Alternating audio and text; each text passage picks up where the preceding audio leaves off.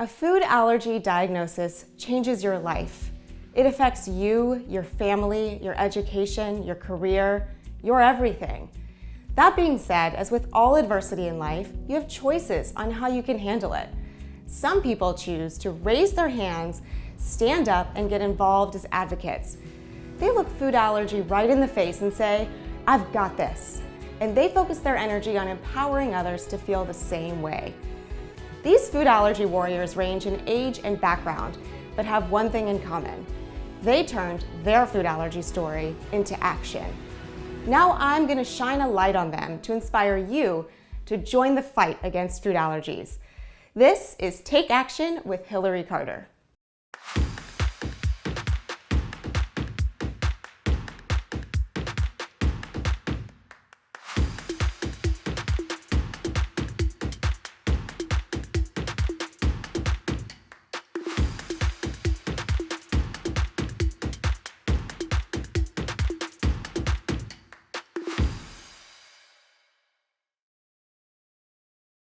Hi, and welcome to Take Action. I'm Hillary Carter. I'm a food allergy mom, advocate, and proud member of FAIR's Board of Governors. Today, I am so happy to be joined by Dr. Gary Soffer. Dr. Soffer specializes in pediatric allergy and immunology. He is the assistant professor of clinical pediatrics and the director of the Integrative Medicine Program at the Yale School of Medicine. Dr. Soffer, thank you so much for joining me today. Thank you for having me. I'm very excited to be here. So you have such an amazing background, and I am so thrilled to share all of your knowledge with everyone today. I would love to just start by you giving us a quick overview of your background, your training, how you ended up in allergy and immunology. Just give us, the top line version. The top line version is perfect today because I'm suffering, like most of my patients, from tree allergy today, and my nose is running and my eyes are itching. It started there, and then I had an episode while I was working of anaphylaxis, and that sort of altered how I see allergy and how I see food allergy. And this was long before I even considered going into medicine, but I think it instilled something in me, and as I pursued medicine and did my training in medical school and training in pediatrics and then in allergy and then in integrative medicine, it was something that really stuck with me. So that's the path that I ended up here. I have to just mention for everybody, because I think this is one of the coolest things about you, is that before medicine, there was music. So tell us just a little bit, just personal story about how you worked in music and then that pivot into medicine. Yeah, so the dream all along, my whole life, had been to be a rock star. And then I had this amazing opportunity to be an intern at Atlantic Records. And if you know anything about music, like Atlantic Records is Mecca. It's the center of the world when it comes to music. And so I interned there, and I fell in love with it. And they sort of fell in love with me because I was so excited to be there. And I ended up working there for about 5 years. Really, the most interesting piece of all of this is, while I was working, my boss at the time was getting honored by what is now FAIR. It was Food Allergy Initiative at the time, but he was getting honored by FAIR. And that's the exact time I had the episode of anaphylaxis.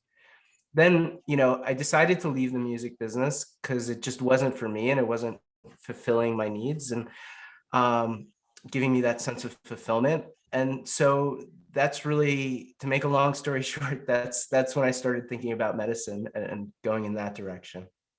Well, I love it. We talk a lot in this series about pivots and how different things happen in your life that make you take a massive turn from where you thought you would be. So what a very small world that you had this anaphylactic reaction. Your boss was being honored by FAI, and here you are as an allergist these many years later. I do need to let the cat out of the bag for everyone. You are my allergist for my boys. So I do want to be completely transparent about that. And we're not going to talk about our personal stories too much, but that is why I know you so well and know these awesome tidbits like your previous music career. And one of the reasons we love you so much as a doctor is that you relate so well to kids. You speak directly to them. And my kids are super into music. So we've had a lot of chats in these oral food challenges, which we'll get to in a little bit. But I did want to let everybody know that. So I want to hear about a little more about your integrative training, because this is one of the things that I think is so spectacular when it comes to you as an allergist and how much more broadly you think about healthcare as a whole. And I know that you've had the opportunity to study sort of all over the world. So let me know a little bit about that training and how that impacts your work as an allergist. So my integrative medicine journey started long before my interest in medicine as a whole. It started before my interest in music. I took a Taekwondo class when I was about 5 years old, and they told us at the beginning of the class to focus on our breathing. And I didn't know what that was. I didn't have a word for it. I wasn't calling it meditation. It was just how we started the Taekwondo class every time. But the practice really sat with me, and it stayed with me through adolescence. And then as I got older, I found a lot more and more meaning in it. As I began to pursue medicine, I saw opportunities just like meditation to bring into patient care and to think about patients as a human being. I think, to your point, the reason that I'm successful with children is I don't treat them like children. They're human beings with human feelings and human interests, and they can recognize that they're much larger than their disease, that they're much larger than what's going on. As a parent, it's easy to hyper focus on and be hyper vigilant on the one issue that's in front of you. But as a child, you're thinking about soccer practice, you're thinking about golf, you're thinking about music, and you're thinking about all the other things that make you a whole human being. And so, after I went through pediatrics and I went through allergy immunology, I had the opportunity to train in integrative medicine as well. And I already had some background, but I did a 2-year fellowship that was through the University of Arizona and sort of overseen by a well-known integrative medicine doctor named Andrew Weil. And I did that for 2 years, and I just completed the fellowship now. Congratulations. That's amazing. You've been very busy. You're doing a lot of things at once. So talk to me about how you utilize that breath work, the mind-body connection, the integrative medicine in your practice, in your clinic, because I know as a food allergy mom that the emotional well-being or not well-being that goes along with food allergy is a very big, very real problem that is not discussed often enough. So talk to me about how you deal with kids or parents who are really dealing with anxiety around food allergies. What kind of conversations are you having in your office? Yeah, I think we have to first take a step back and realize what food allergy is, because food allergy is so unique in the sense that the most basic thing that we're doing is eating, right? This is one of the most fundamental pieces of being a living, thriving human being is eating. And here your entire dynamic, your entire relationship with that really, really basic thing has totally shifted. And so it's with you all the time. And so this chatter, we talk about the chatter, this chatter is with you all the time, because every time you're eating, it's in the context of this thing that you may find debilitating. And so it's really important to learn how to become present. It's really important to learn how to be where you are.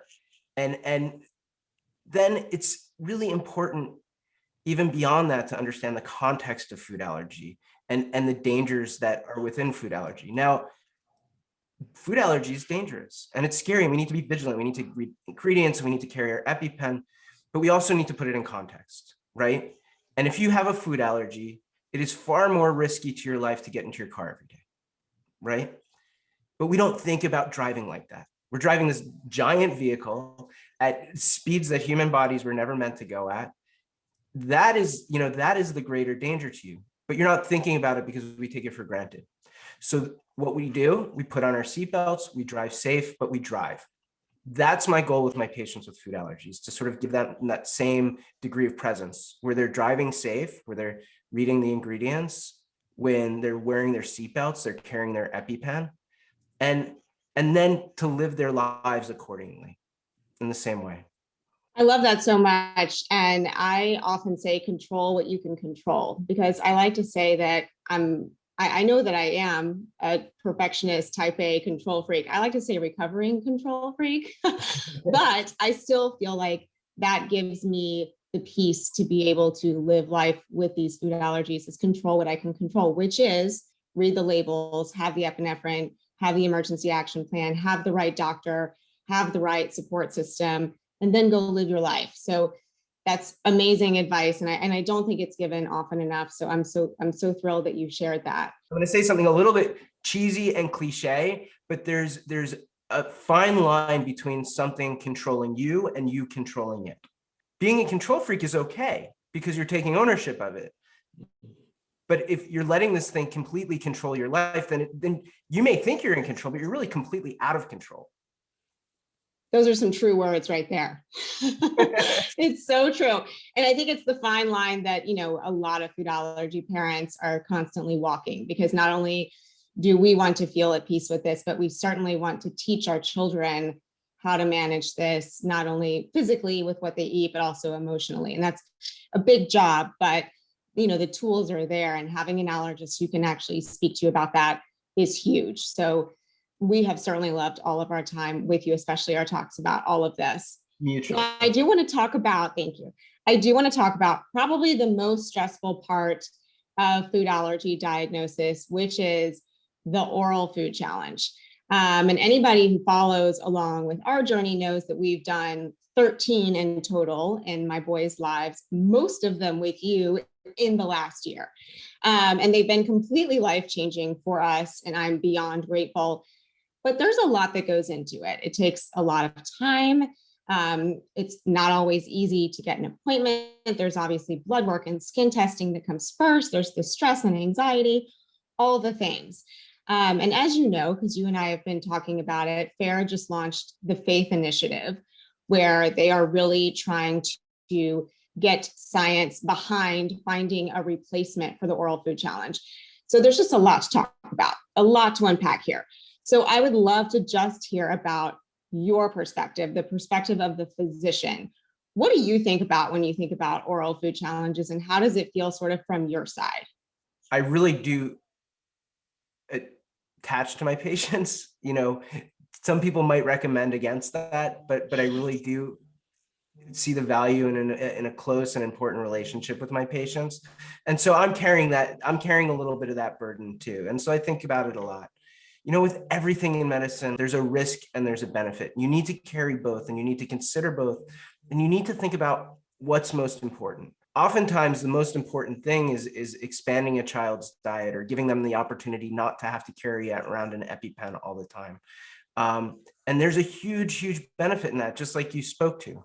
There is a risk. There are children who have died, albeit like very, very, very small number. But, if you're that parent, that's a horrible thing that you have to carry for the rest of your life. Food challenges are generally safe, and it's better to do it in the confines of an office that's experienced with it, with doctors and nurses around that you feel comfortable with, that feel confident in doing it, than to have the accidental exposure someplace else and find out the hard way. I think that's so true. And I always, when I describe you to people, I hope this is okay, I say that you're cautiously aggressive. I don't know how you feel about that. But, I have nothing but respect for all the allergists that we have worked with before. And I feel very grateful that we've had access to multiple different kinds of care. But I've had, allergists who really were kind of, frankly, it felt like afraid of my boys. The list was so long, they were so severe, there was so much eczema, and I just felt like we were never going to get anywhere. And so to come to your practice and see this, any light at the end of the tunnel, has been really huge for me. So for parents at home, I would just say, obviously we're not the medical professionals. I am not a physician. I am not the person who should make the final call. But if you feel like you're not getting heard, finding the right allergist is hugely important. So keep going and find your right allergist like we did, because it's been life-changing. So we should also give a shout out to FARE, right? Yes. FARE has created this amazing network of hospitals and doctors that really do give parents a good clue where they should be going and where they can be seeing people who are really working at the highest level of food allergy. It's not to say that private practices aren't, it's not to say that other academic institutions aren't, but at least you have some guidance there. Absolutely. That's such a terrific point. And so everybody make sure you go look on FARE's website, because there's so much information there. I would like to talk for a second about the Faith Challenge. Again, your perspective as a physician. What do you think about this whole huge project they're doing? And if you had like a gut feel, what do you think might be the next wave of diagnostics for food allergy? To answer your first question, like I said, everything's a risk and benefit. And if I could remove the risk and only get the benefit, I'll take that any day. So it's an amazing initiative and I'm really excited about it. And I'm hopeful that we will find things. I will say there's lots of diagnostic things that I'm aware of, like epitope testing and basophil activation tests. There's people a lot smarter than me working to figure this out. And for right now, I'm using the tools that are available to me. And I think the best tools that are available to me are doing these oral food challenges. Absolutely. So everybody get your OFCs done.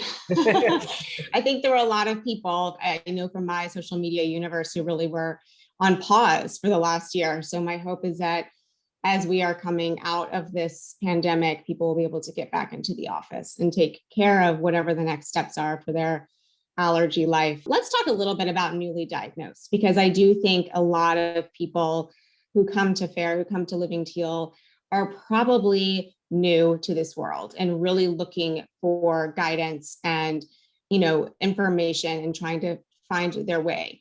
I would imagine that must be probably some of the hardest of your visits. It's your first diagnosis visit. What kind of advice do you give to parents in that first moment where they realize their children have food allergies?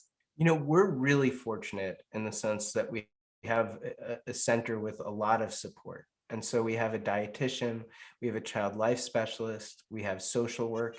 And so, we're able to really tackle that overwhelming feeling that you have and really give you a very clear and focused management strategy. And so sometimes that management strategy is as simple as avoidance, but sometimes it's more nuanced and granular, and we can do some bigger and more unique things. First of all, it's about being present with the parent. It's just about meeting their needs. And every parent sort of has a different reaction to their diagnosis. Some parents shrug their shoulders and I've sat in the room while other parents weep. And you have to just meet parents where they are and meet people where they are, because ultimately we're in a human business, right? It's not about lab tests, it's not about skin tests, not about oral food challenges. It's really about that human being that you're sitting across from and interacting with. And so we give them the tools because we want to give them a really good grounding and something foundational that they can go ahead and work with and understand. And that might be handouts, that might be education, that might be connecting them with FARE and the network that FARE is. And then we're just there with them and we're present with them and we're available to them. And I think those two things combined really create a more holistic approach. That's fantastic. And I know that not everybody gets to have sort of an amazing initial appointment. So that's one of the reasons that we do love your clinic so much, is because it's so well grounded in so many different levels of care. So I hope that that's the new model going forward, that as allergy, well, I hope allergy doesn't expand on, honestly, but that level of care is something that we see, more widespread. Something that you and I talk about a lot is, access and availability, and that not everybody has the most amazing access to care or the availability to take hours and hours out of their schedule to deal with food allergy. And I know you're here in Greenwich, but you see so many different types of families from all over the place.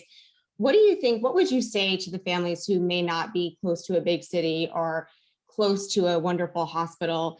Is there other ways they can sort of supplement their education and their care that you might know about and can share? There's certainly lots of opportunities. Obviously, I keep shouting out FARE because it's such a wonderful organization, but there's so many resources on FARE to educate yourself. Parent boards can be good, but they can also be really troublesome and challenging.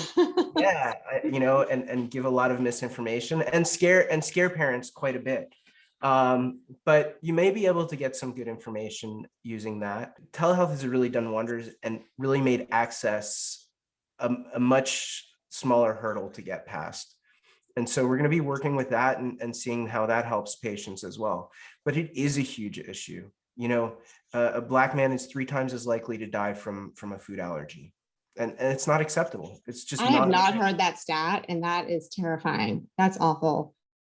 Yeah, there's so many stats about how this affects different groups, and there's just so much that we're seeing about even not being able to get safe food allergy friendly food. There's a lot going on. So again, this is something that I'm hoping that as we're coming out of this pandemic, we all can really put all hands on deck and make a little bit better.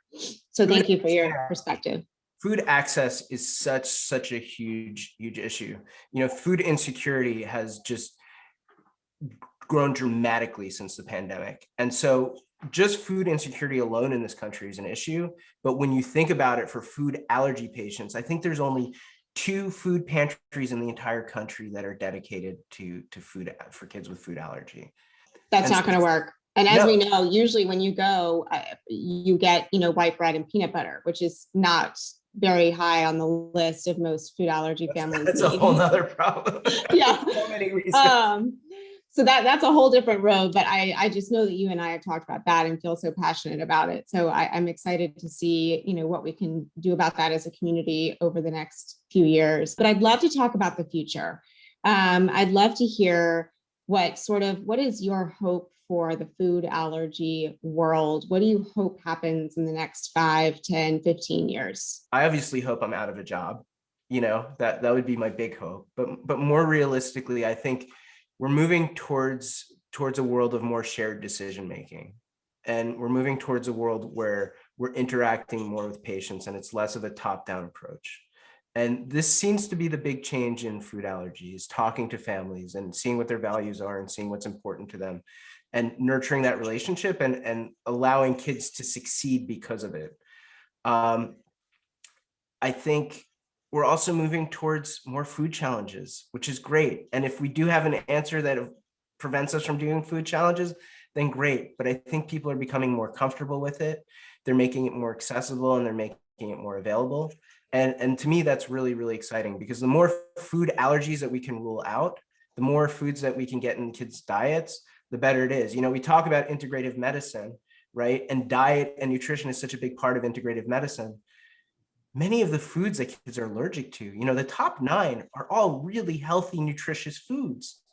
And so if we can get them into kids' diets, that is also of great benefit. Food allergy aside, just getting them towards a nutritious, healthy diet. Absolutely. And you and I were talking about this the other day because there's like 1 or 2 stray tree nuts on Grayson's list that look reasonable in blood work. And I was asking you about, should we pursue this? And my main reason was nutrition. I'm constantly looking to broaden his diet and to look for more protein and healthy fats. And I was like, even if it's a random walnut pecan action, I will take it. So I hope people will feel motivated to pursue them and get those appointments if it's the right choice, because it really does make a huge difference. We were just talking the other day about this time last year, Grayson passed coconut. It has been the biggest life changer of all time. So even the little kind of random foods make huge differences. So everybody go get your oral food challenges done while we wait for the faith challenge. And advocate for yourself. Advocate for yourself and ask questions. You can always push your allergist. Do it in a nice way because we're sensitive too. But push and ask and advocate for your child. Because you're never going to get the answers if you don't ask the questions. So you just led me right into my next question, which is beautiful, which is about advocacy. So this series, Take Action, is about advocates and the different ways they've impacted the food allergy community. So I wanted to ask you kind of a 2-part question. One is, how should parents advocate in the allergist office, which you kind of just covered, but if there's anything else, as you're preparing for that appointment, whether it's your first one or your 50th, what is helpful to the doctor for the parents to come in with? Second part of that question is, as a physician, where do you see the gaps in the food allergy community, and where can the people at home who are watching and trying to figure out how they can get involved, what are some ways that you think advocates could really make some change and some difference? So the first part of your question, I tell all patients this, whether it's allergy or not, is write down your questions first before you get in there. Even as a patient myself, I walk into a doctor's office and inevitably leave, and 3 minutes later, and it's like, I forgot to ask that one question I really wanted to ask. So write them down and think them through and ask them and take your time, and that's okay. And if your doctor's rushing you, Maybe they're in a rush, give them a little space, but maybe that's not the right doctor for you. I don't personally get offended if people look for second opinions. I think it's important that patients do look for second opinions, because you really have to trust the space that you're in. So how do you advocate at large? I mean, I would present the question to you, Hillary, more than I'd present it to me. But you can use you as a model. Is you've taken something that's been a struggle and a burden in your life, and you've turned it into something positive. When I describe integrative medicine, people always ask what it is. And, it could be yoga and meditation and Chinese medicine, but really, ultimately, it's this idea that if the disease is the weed, there's this whole other garden that you have to deal with and that you have to tend to. And us as physicians, we're really good at dealing with the weed. We've been trained to deal with the weed. But the way that a parent can really advocate is thinking about the rest of that garden. How do I make the child feel safe? How do I make the child feel happy? How do I make the child feel joy? We see so many kids who are so food restrictive and so sad and miserable and unhappy with their lives. And they don't see past this one weed. They don't see past this one piece of themselves. And parents need to get out there and make their kids recognize that there's so much more going on. That is amazing advice. I had not heard the weed and the garden before, and I just love that. It's so true. And now I've got such a good visual for the rest of my life. But as you know, one of my biggest passions is care for the caregiver. And I think this goes to what you're saying. If the parent, and I've been this parent, this is why I can talk about it, because I went through this. So I'm not standing on high. I'm being real. Went through a lot of stress and anxiety in many years where I was just sort of terrified and stuck. And your kids are going to see that. They're going to feel it. So what I learned is that you have to take care of yourself so that you can take care of your child. You have to put your oxygen mask on first so they can put theirs on. And I know that you're a dad too. So you're a dad and you're a physician and you see all of the allergy patients. What is your feedback as far as taking care of yourself as a parent, care for the caregiver? Do you have any tips? Yeah, of course. First of all, forgive yourself, because these are your most precious things. All the things that you thought were important before suddenly go out the window when your child is alive. Then you need to realize what is best for the child. And anxiety is an energy that's transferred, and if you're carrying that anxiety, you're transferring it to your child. So you have to take care of your own issues first. One of the best lessons I got in integrative medicine was I once asked a massage therapist how she treats children. And she said, I treat the parents. And it is so important that you are mindful of your own issues and your own shortcomings, because they really do impact your child's well-being in the future. There's lots of different ways that you can do it. Everybody's a little bit different. And for some people that might mean exercising every day. For some people that might mean a gratitude journal. For some people that might mean a yoga class. The beauty of integrative medicine is we have this massive toolbox to sort of pull from. And each person is unique and each person needs something different to deal with. And therapy, let's not forget therapy. For a lot of parents, this is a highly traumatic experience. Witnessing what your child has gone through, if they've gone through an anaphylactic reaction, will stay with you for the rest of your life. It's how you channel that. It's how you let that grow from you. And it can grow in a destructive way, or it can really grow in a positive and meaningful way. And that's really where advocacy comes in, right? How do we turn this, I hate to say it, but I'm going to say it. How do we turn, lemons into lemonade? I thought you were going to say turn that frown upside down. It's so true though. And, everything that you're saying is absolutely right. And I think it's really hard to do for parents, but giving yourself grace and finding a way to take care of yourself, finding a therapist is always important if you're really, feeling the trauma, because you want to set that standard for your child, not only of living well with food allergy, but also of taking time to take care of yourself. So I love all that feedback Dr. Soffer, thank you so much for all of your wisdom when it comes to self-care and how to parent allergic children. All of your background with integrative training is so apparent and so helpful. And I know that everyone watching this is really going to love it. So obviously this show is Take Action. And we've been talking a lot about advocacy, and we've been talking a lot about different ways people can get involved. And I loved what you said about advocating for your child in the allergist office or in the doctor's office. That's something that I wanted just to loop back to and let people know at home that if you're overwhelmed and you're not interested or you're not ready to jump into the big community and get involved, advocating for your kids is one of the most important things you can do. And if you're looking for information to continue to train yourself and to educate yourself, go to foodallergy.org, which is, of course, what we've talked about a whole lot today. There's so much good information on FAIR's website. And if you're looking for additional video content, go to the Living Teal channel on YouTube. Dr. Soffer, before we go, I would just love to know if you have any final thoughts you'd like to share with the audience today. I will stress again that you're much larger than your food allergy, and you're much larger than your child's food allergy. And just leave it at that. I love it. Perfect last words. I know that you're not a huge social media person, but is there any way that people can contact you or look for your work online if they're interested in hearing more from you?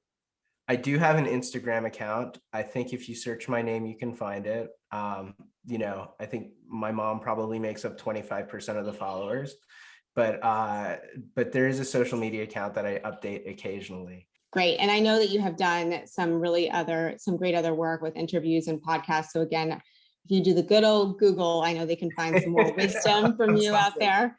God bless Google. Well, thank you everyone for watching Take Action. This was such an honor to have you, Dr. Soffer. And if anyone wants to continue to follow along my journey, you can find me at hillarytollcarter.com or at hillarytollcarter on Instagram. And I just wish everyone the best. This was one of my all-time favorite episodes, and I'm just really honored to have you here today. Thank you so much, Dr. Soffer. Thank you for having me. It was really a pleasure and an honor.